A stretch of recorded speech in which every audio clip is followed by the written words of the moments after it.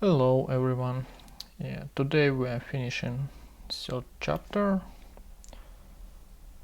and it will be control flow section 3.5. So let's jump right into it. The ability to run some code depending on whether a condition is true and to run some code repeatedly while a condition is true are basic building blocks in most programming languages. The most common construct that let you control the flow of execution of Rust code are if expressions and loops. Basically this is what we use in most languages. So if expressions. Actually from the section 3.3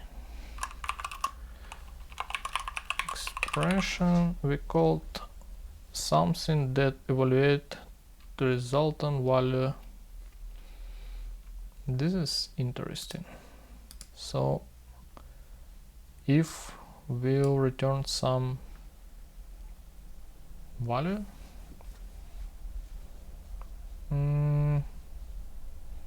I'm not sure how it's work.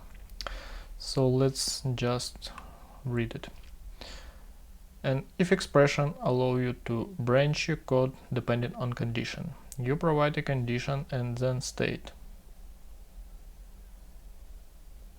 If the condition is met, run this block of code. If the condition is not met, do not run this block of code.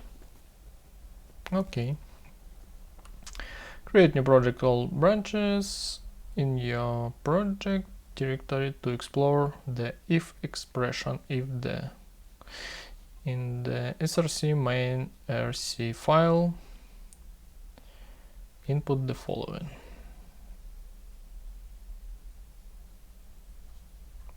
Okay, let's just type it.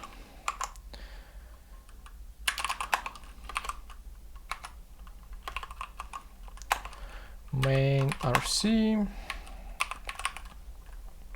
hello world, so let x equal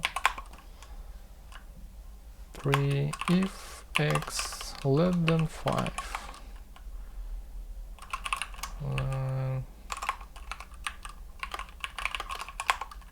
else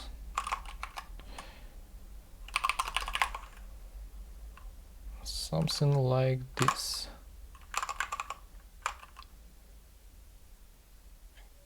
Condition was true, condition was false.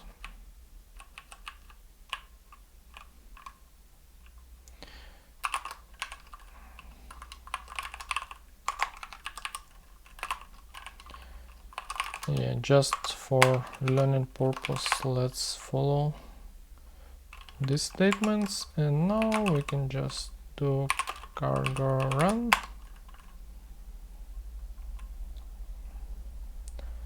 Condition was true, as expected. And yep, we are good here.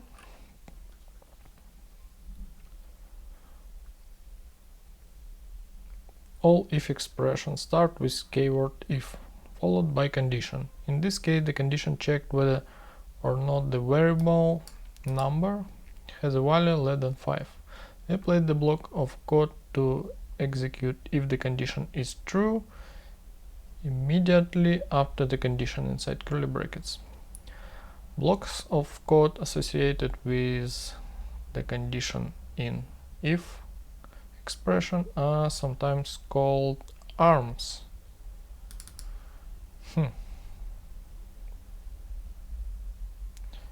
Just like the arms in match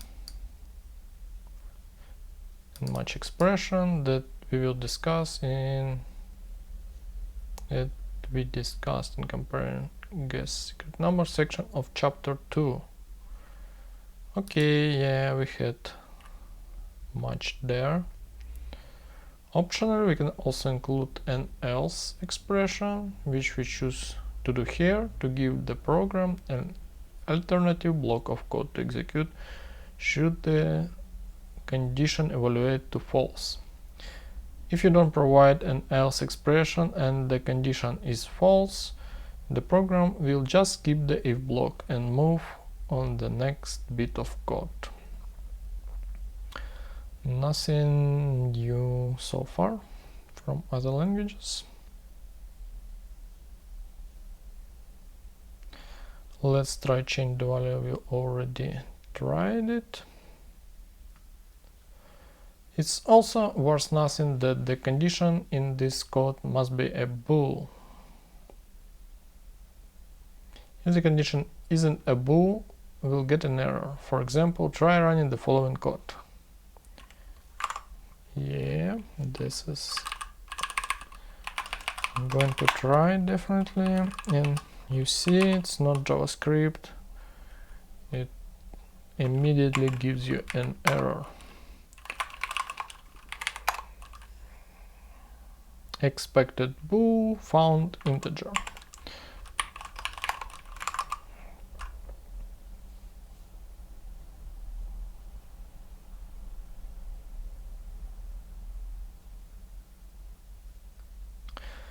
This error indicates that Rust expected a boolean but got an integer. Unlike languages such as Ruby and JavaScript, as I said, Rust will not automatically try to convert non-boolean types to a boolean.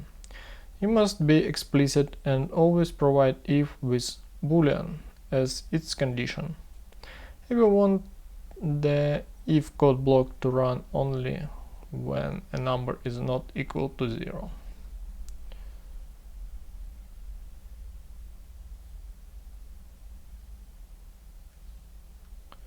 If you want the if code block to run only when the number is not equal to 0, for example, we can change the if expression to the following. Okay. Not equal 0.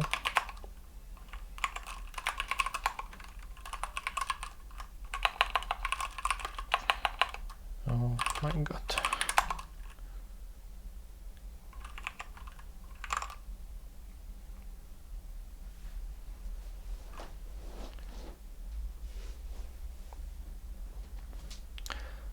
Okay. Handling multiple conditions with else if. Yes, you can use multiple conditions by combining if and else in an else if expression. For example,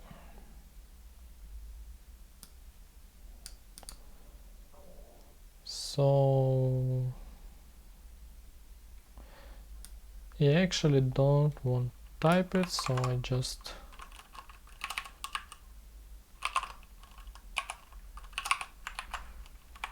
copy paste it, and maybe I will do cargo fnt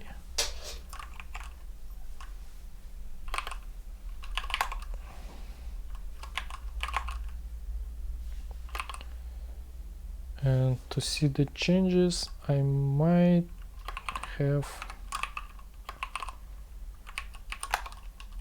to switch to another buffer. Okay, let's do it again. Yeah, you see it's now formatted.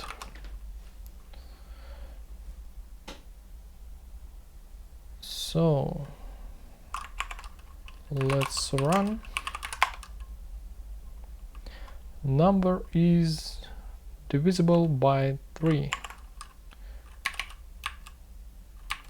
So basically this one false, this one false, this one true, and we don't go to that one. But if we change it to, I don't know, maybe like 10.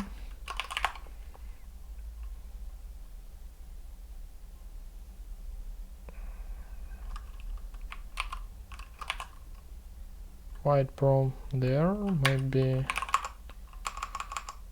just need to restart LSP.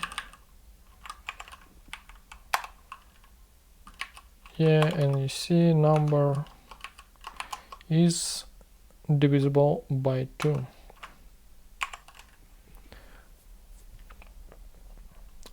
This is okay. Yeah, it's basically nothing really new. You will face this in most languages.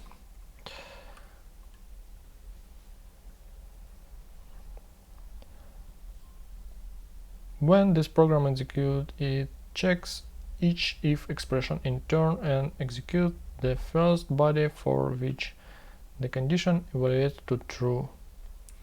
Note that even though 6 is divisible by 2, we don't see the output number is divisible by 2, nor do we see the number is not divisible by 4, 3 or 2 text from the else block. That's because Rust only executes the block for the first true condition, and once it finds one, it doesn't even check the rest. Using too many else if expression can clutter your code, so if you have more than one, you might want to refactor your code. Chapter 6 describes a powerful Rust branching construct called match. Yeah, it's, I think, usable a lot in the Rust, so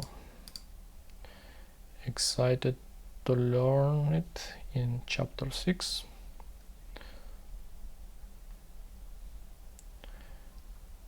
And let's continue. Using if in a let statement. Because if is an expression, we can use it on the right side of a let statement to assign the outcome to a variable.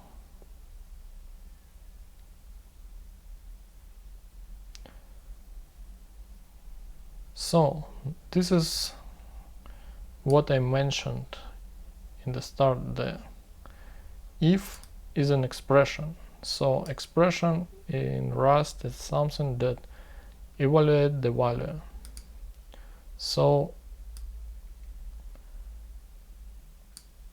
it either return a number or something, and if it's not returning anything, it will return unit, an empty tuple.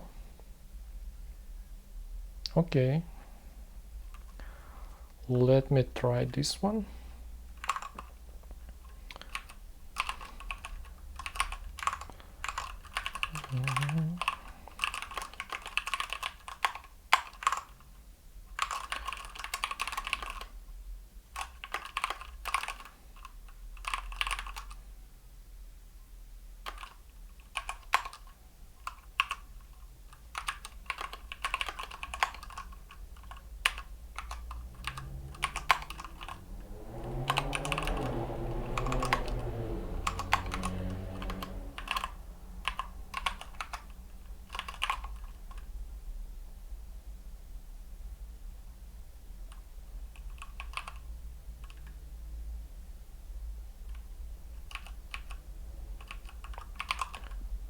And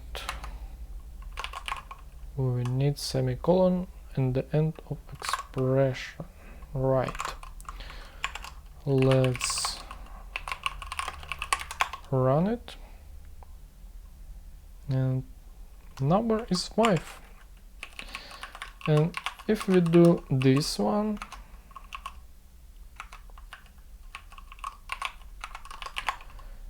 it basically means we do not return this 5 and 6 that we learned from previous chapters,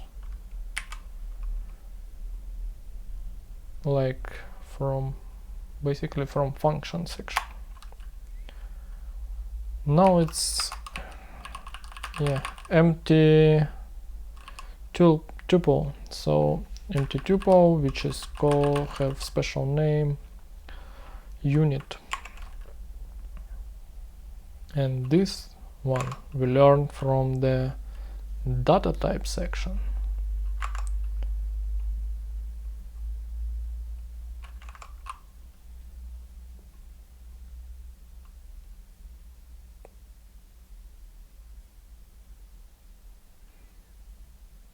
Just third chapter, but I have so much fun to use knowledge from the previous sections in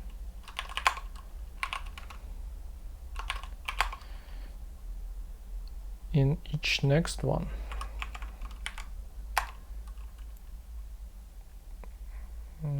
I already feel like an expert on the level of the third chapter. Just need to finish it.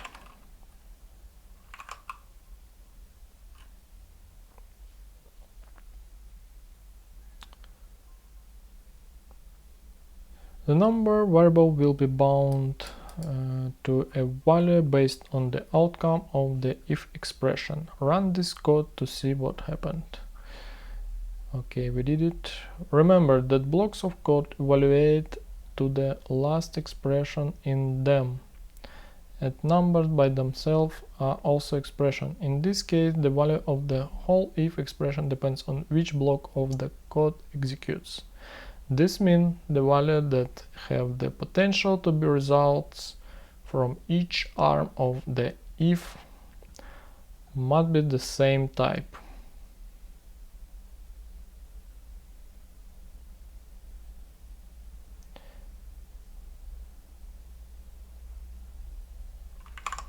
So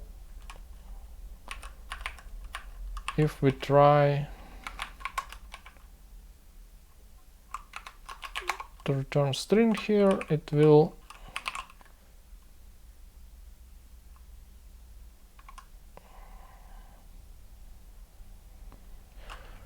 first warn us, and here have incompatible type expected integer found ampersand str. So if we return str here as well,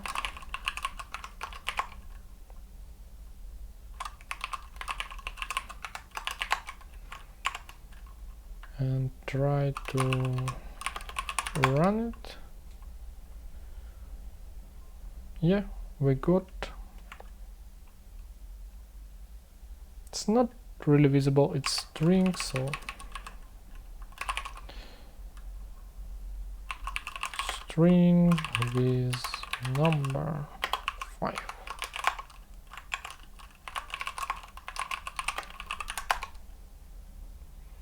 Yeah.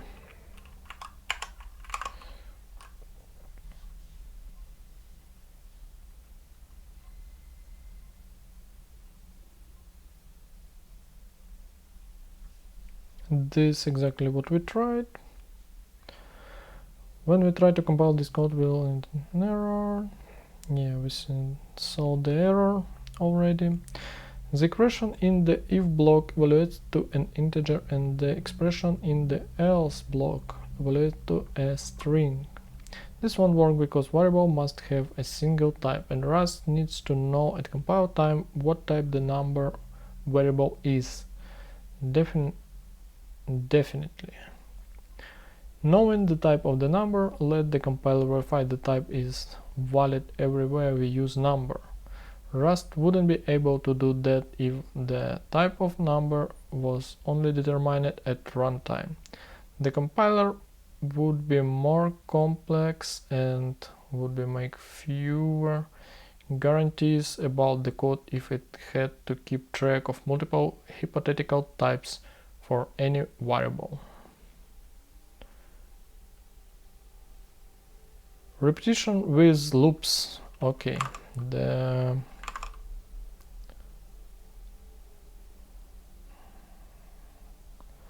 loops is another essential part of the programming language. So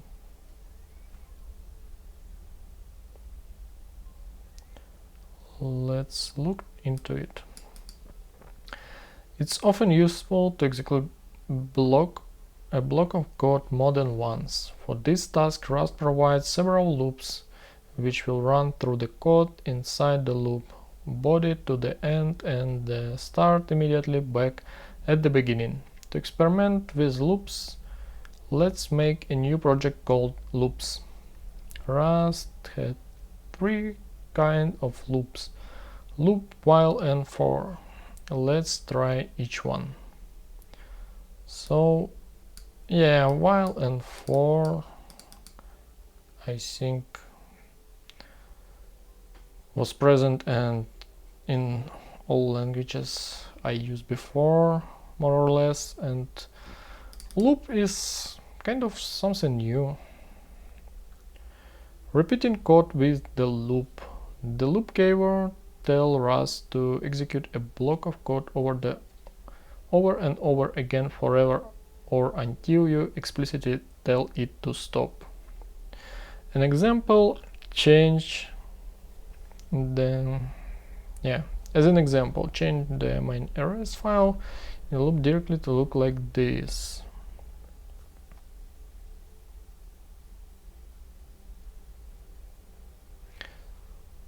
Yeah, it looks like it could blown up, but whatever, let's try it.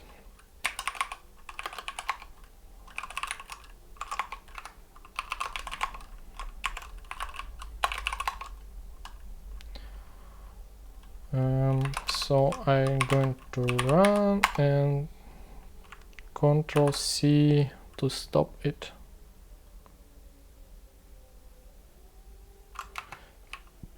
And as you can see, I have like 10,000 hello worlds here.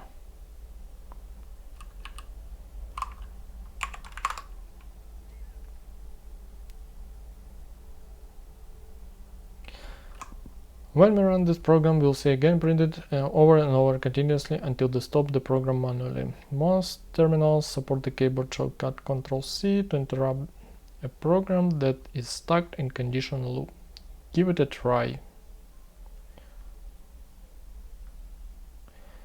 Yeah, I think this loop operator makes sense.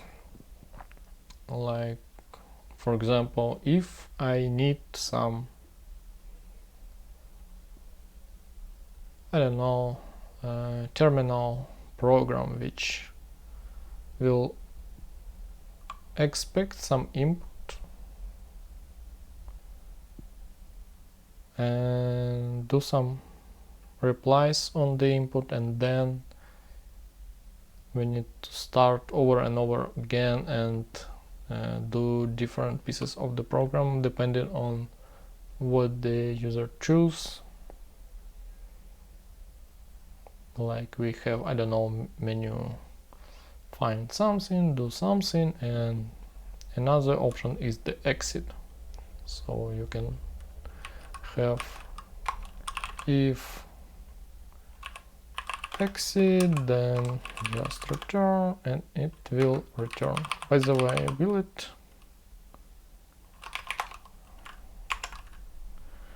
let's format it, and it look like this, and I expect it will print only one hello world, and it is. Yeah, makes sense. So the symbol Ctrl+C present where you pressed Ctrl+C. You may or may not see the word again printed after the Ctrl+C, depending on where the code was in the loop when it received the interrupt signal. Fortunately, Rust also provides a way to break out of the loop using code. You can play the break keyword within the loop to tell the program when to stop executing the loop. Recall that we did this in the guessing game in the chapter 2 guessing game. Yeah, we actually did something like this. I don't remember, but break. And break, I think it's valid not only for loop but also for a while, and actually I don't know if break valid for everything, but for loop, let's try it for loop first. Same what we just did, but instead return, let's use break.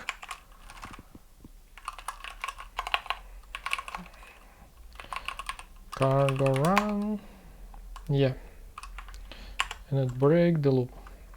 This is good.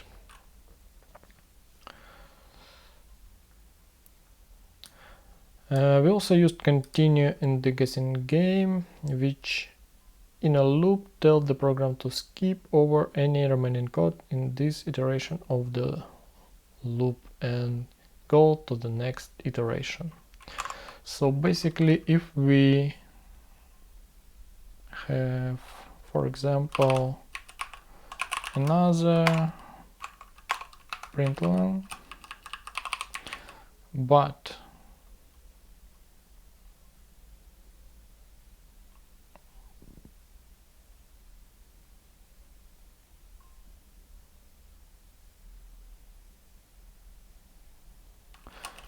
okay, let's create index 1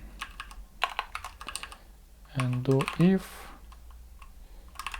index 1, then we do continue, and then I don't know, can we do plus plus here? No.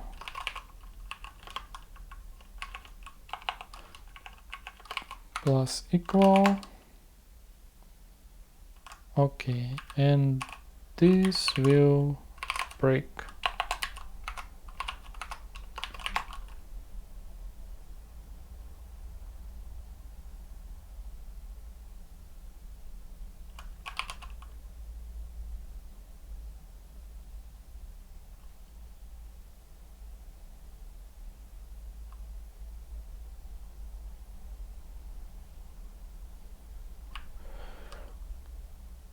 Okay, I think for now it's maybe too advanced.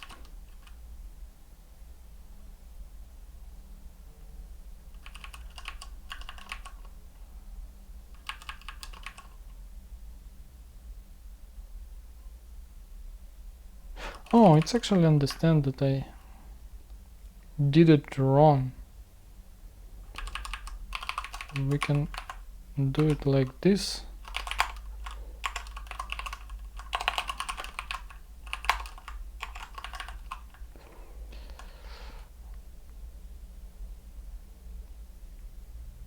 Yeah. So if it's equal 1, we increase index and do continue. It skips everything to the end of the loop.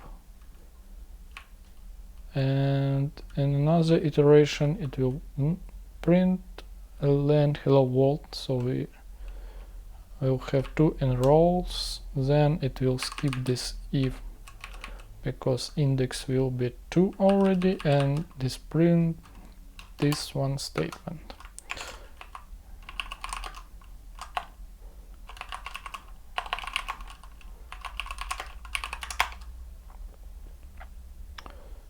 And yeah, we tried continue, we are good.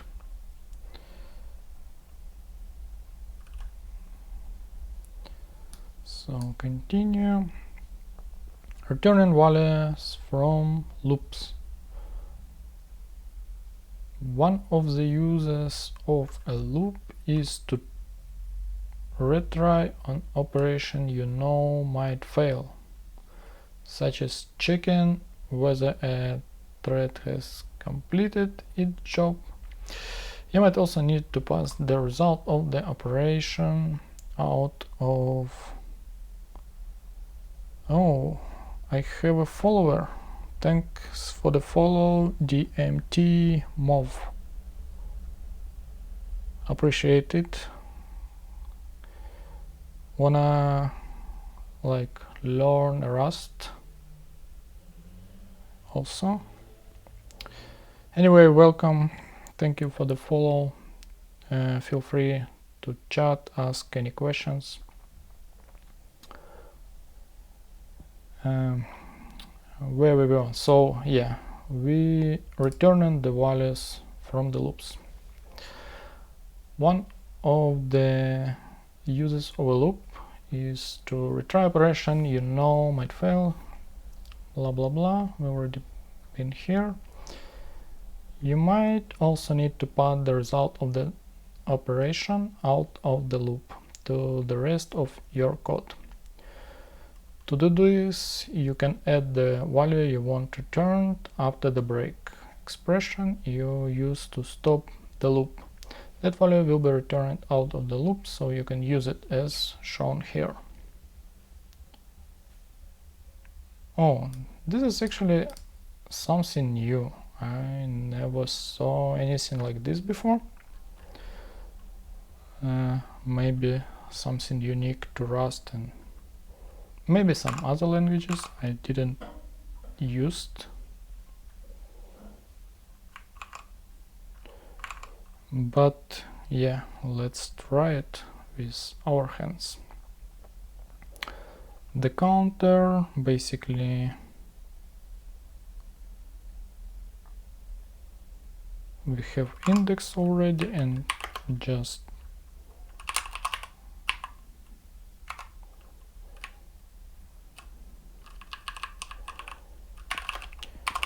from the loop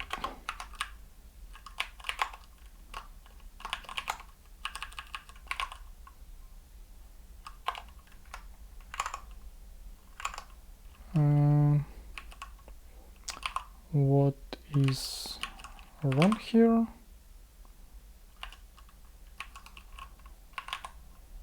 We need semicolon, right? And we like output our result.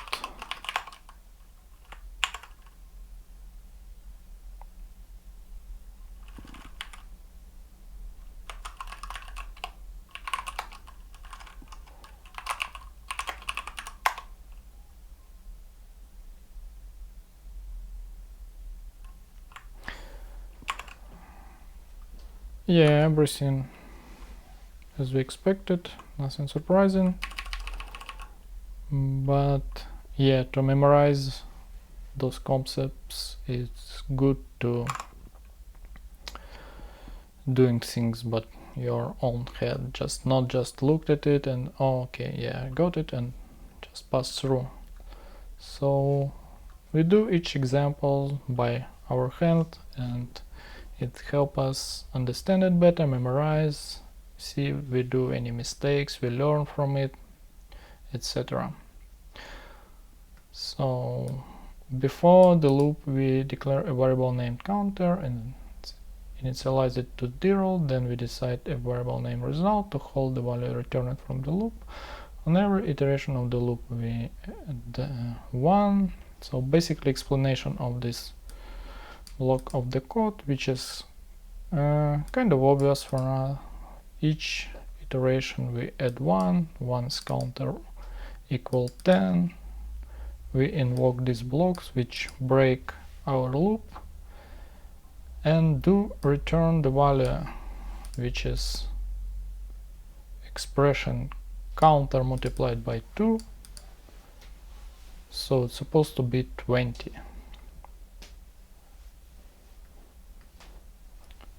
Okay. Loop labels to disambiguate between multiple loops.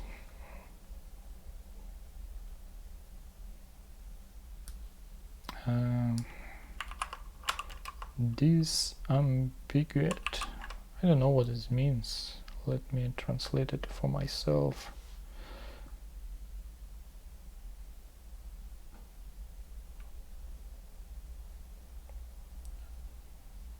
Okay.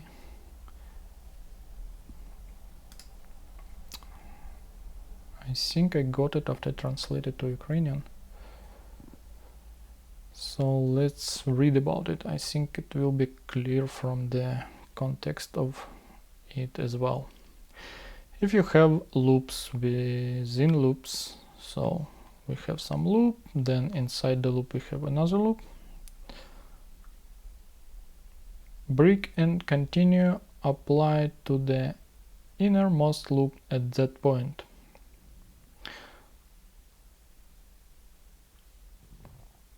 You can specify a loop label on a loop that you can then use with break or continue to specify the DOS keyword applied to the labeled loop instead of the innermost loop. Loop labels must begin with single quote. Here is an example with two nested loops. Yeah, this is interesting. Like, basically it's clear when you're inside the loop, you do break and it breaks from this loop, but outer loop still continue. But in Rust we see there is special mechanism with labeling of the loop, so you can break not just for loop you're currently in, but you can break some outside loop by using this label. So this is how it looks like.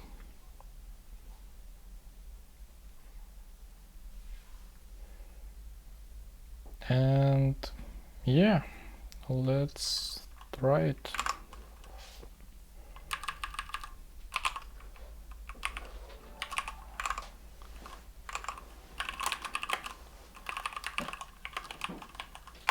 So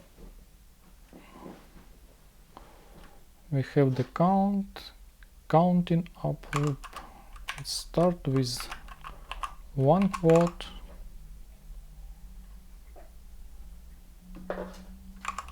then label counting up colons loop, and here it is. It's our outer loop. We do println counting up, maybe just count.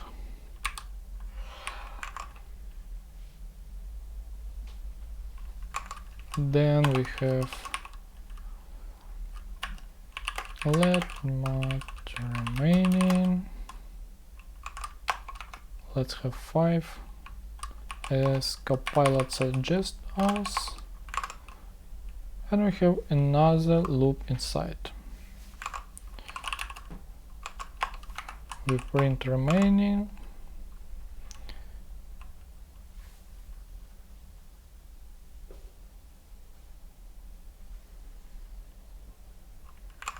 Okay, basically we try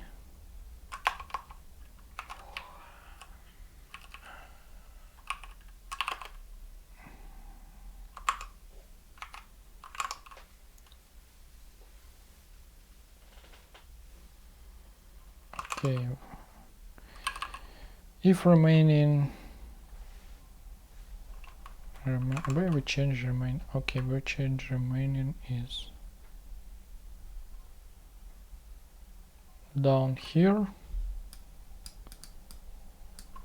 -1. So instead of 9 we will have 4 here.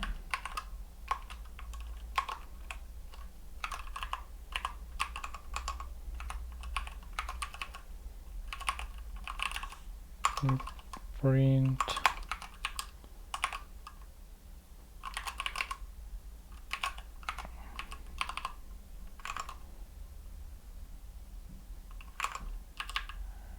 yeah, and minus equal 1, and also we want update count with plus equal 1.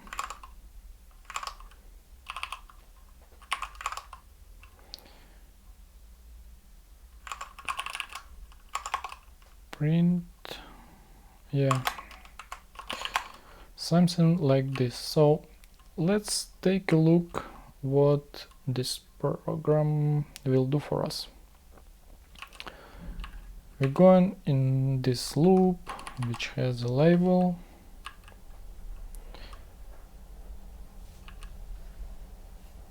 In this loop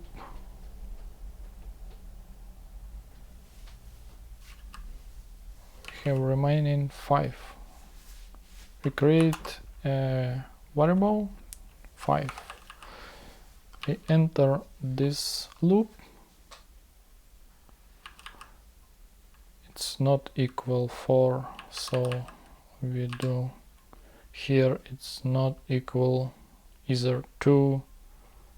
It's continue, and on second iteration of this inner loop we will be here, and this loop will break and count will be updated, and this will repeat everything we did before, but count will be updated to the 2 next time, and this one should break our outer loop from inner, and we see this print in the console.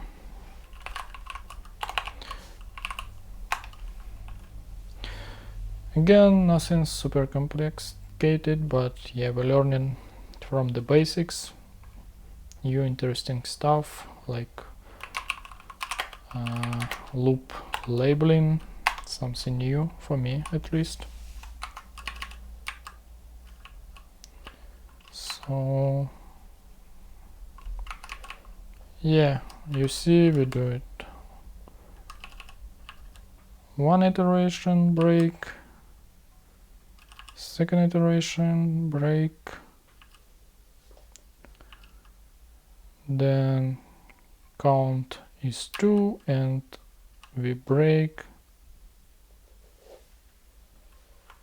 from the whole, not whole, but from the outer loop, and finish our program.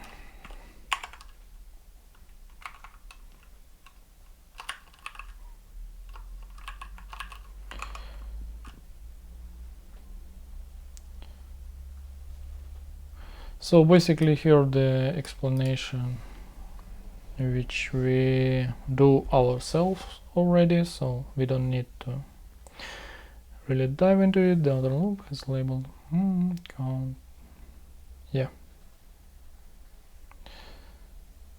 And now we're going to conditional loops with while. So yeah, I just want to back for a second for this disambiguate between multiple loops.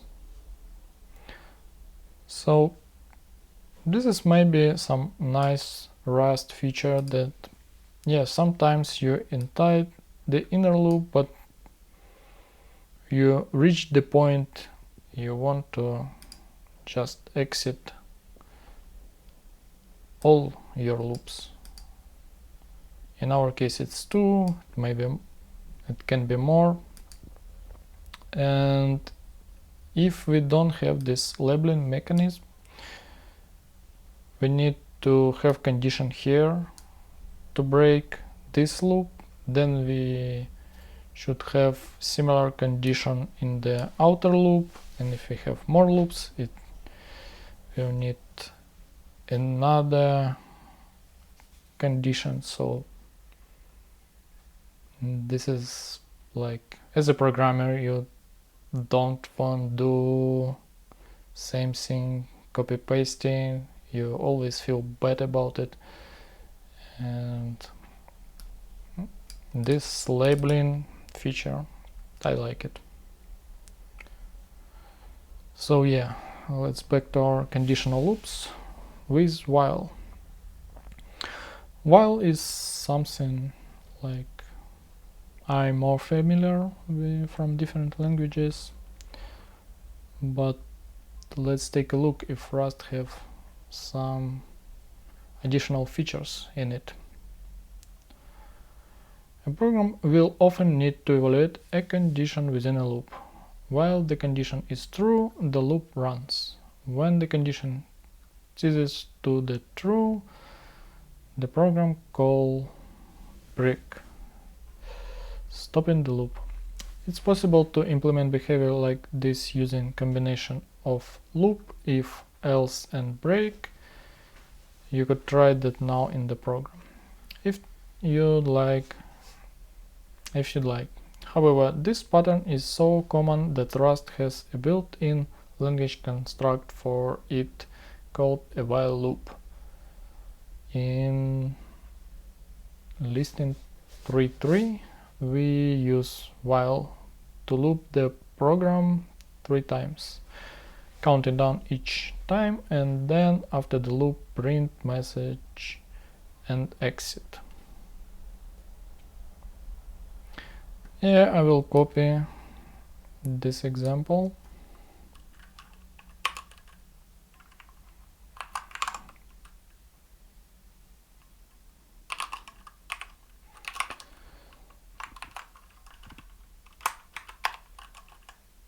But yeah, let's run it first.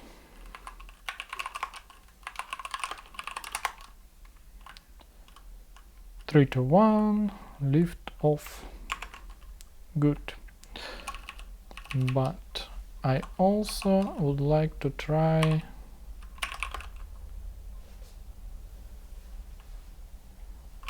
while voila.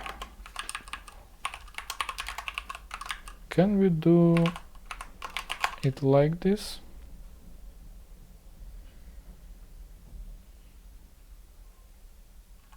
No.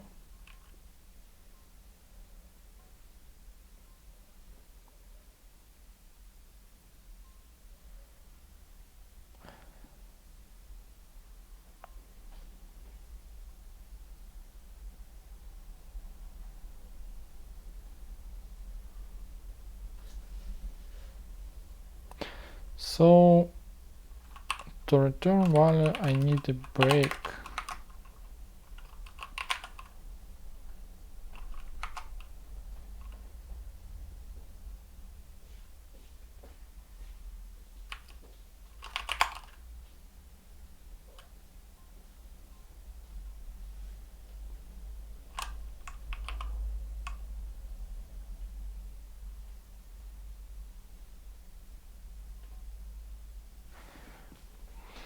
Okay, what it says, it can't break in the while loop. Yeah, maybe it's not possible. Not sure. Let's revert it to initial example and read further.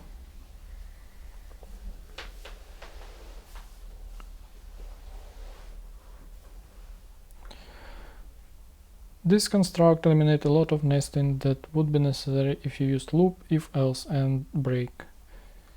And it's clearer, while a condition evaluated true, the code runs, otherwise it exits the loop. Okay. So yeah, it says while is a replacement for the loop plus if, else, and break, so maybe don't make sense to use break inside it. So if you need some additional cases with break, you might be want to use loop instead.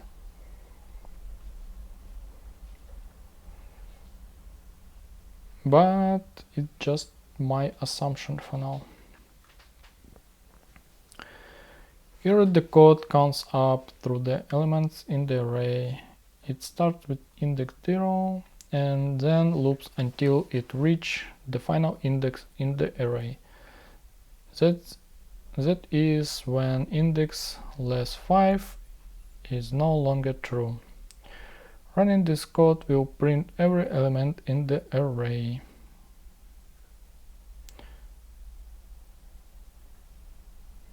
So array let mat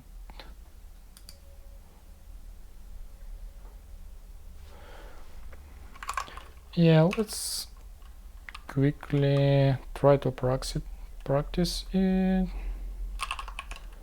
and write ourselves let array. Thanks. Compile it to ruin our practice. Let mat index equal 0 and while index less, do array has some length function instead?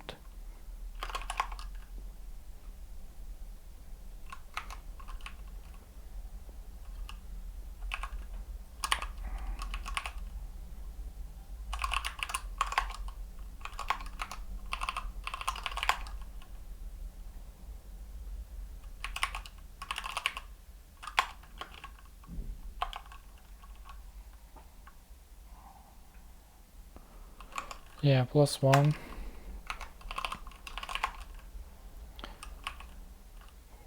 And some done here.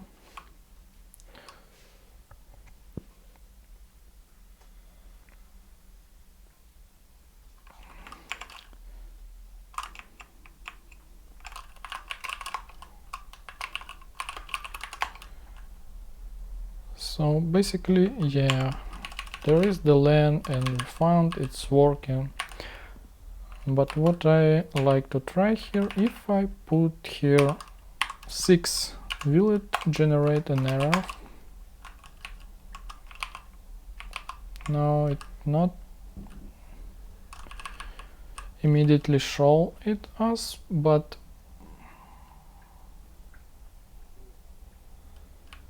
it knows it has 5 elements because array have fixed lengths in Rust,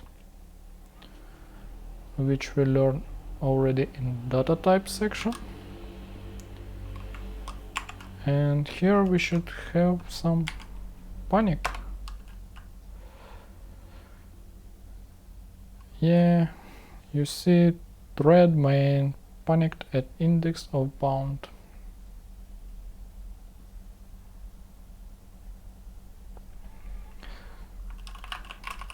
Okay, we will learn further about how to deal with panics.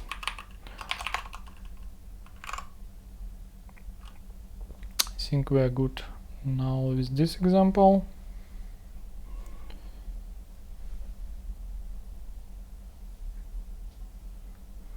So all 5 array values appear in the terminal as expected. Even though index will reach a value of 5 at some point, the loop stops executing before trying to fetch a 6 value from the array. However, this approach is error prone.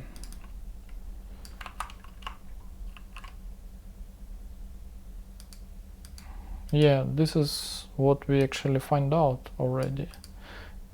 We could call the program to panic if the, yeah, exactly what we did.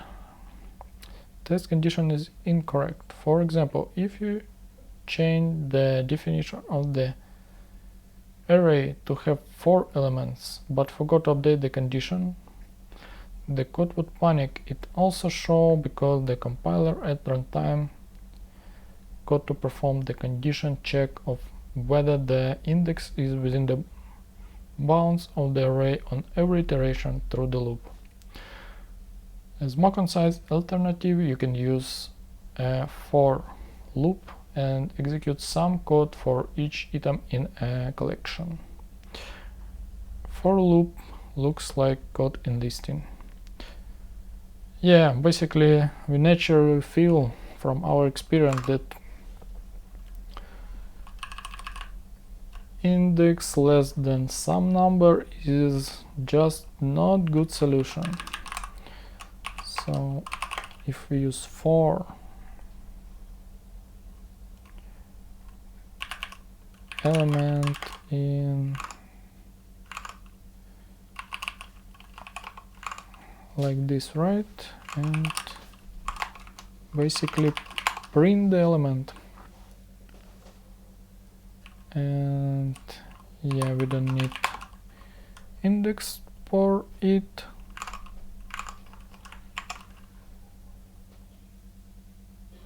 And cargo run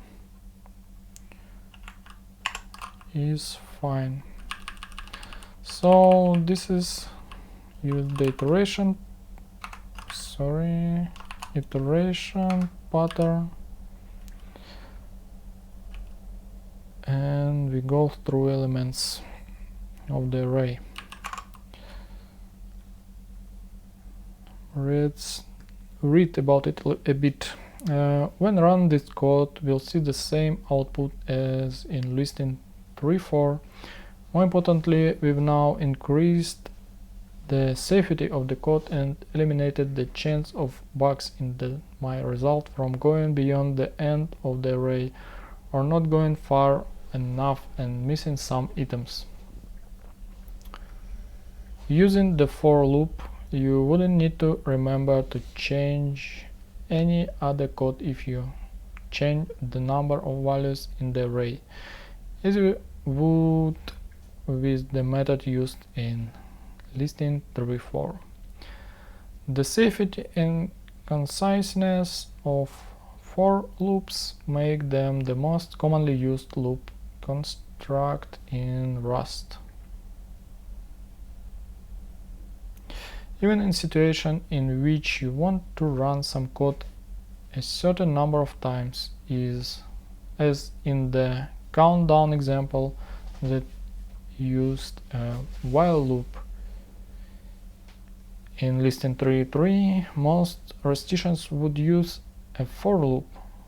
The way to do that would be to use a range provided by the standard library, which generates all numbers in sequence starting from one number and ending before another number. Here is what the countdown would look like using for loop, and another method we'll not yet talked about, ref, to reverse the range.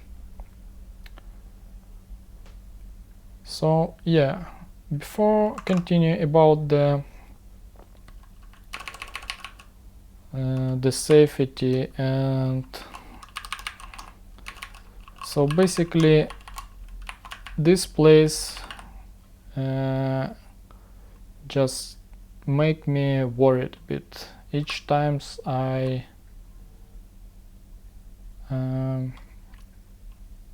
trying to get some value from array by index. I expected something can go wrong, like just this index will not exist in the array. Like in the TypeScript, I prefer to use something like this in case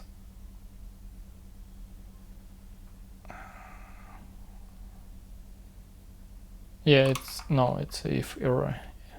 Like this it will be if array not exist, but if we're trying to assign the value, we will put some field of the object. But yeah, anyway, from these two options,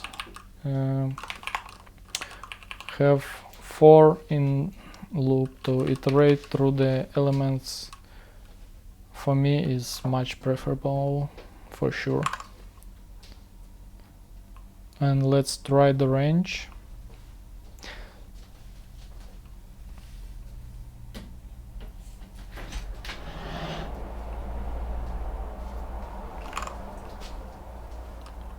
So 4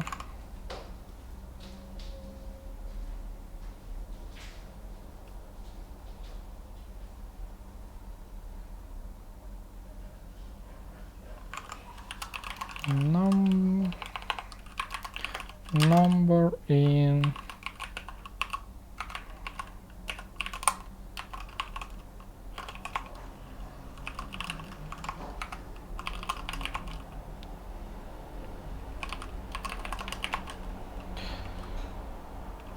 so basically what's going on here, we have range from 1 to 4 and reverses and iterators direction. Usually iterators iterate from left to right after using rev. Iterator will instead iterate from right to left. This is only possible if the iterator has an end. So rev only works on double-ended iterators. Okay, this is a bit too early for our knowledge, but I assume it will print from 4 to 1.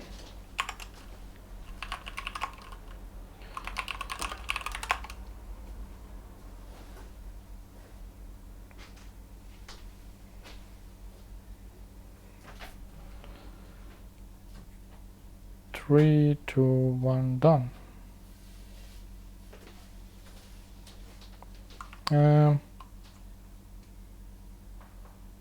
So might be range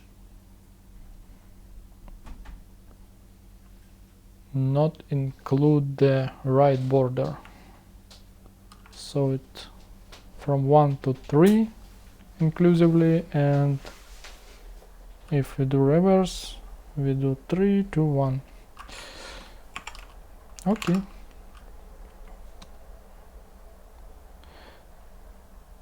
This code is a bit nicer, isn't it?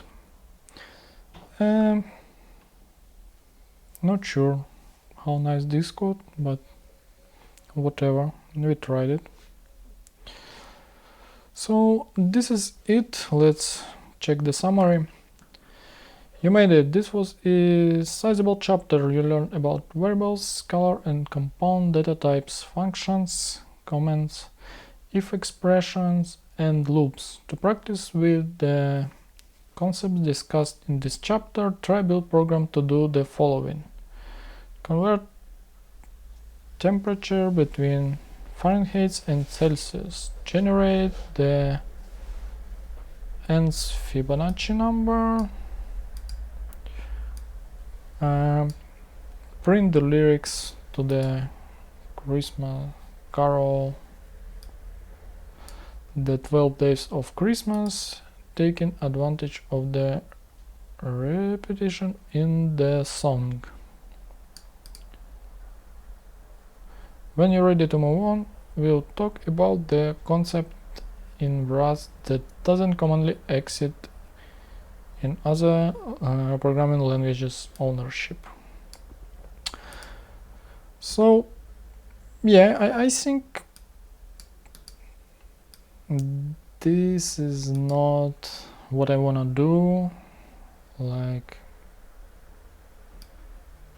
I'm familiar with the other languages, so maybe if you just do some first steps in the programming, I definitely recommend to do these exercises before jump to the next chapter. But yeah, I feel a bit boring about this, doing it myself. So this is it for this stream, and I'll continue, I hope, tomorrow with this 4th chapter, understanding ownership. Ownership sounds something really interesting, because yeah, there is nothing like ownership, at least I think, in the languages I worked before, like, I don't know, Objective-C, TypeScript, JavaScript, PHP, etc. And some new concept, I'm really excited to learn it. Thank you guys to watching. See you in the next stream.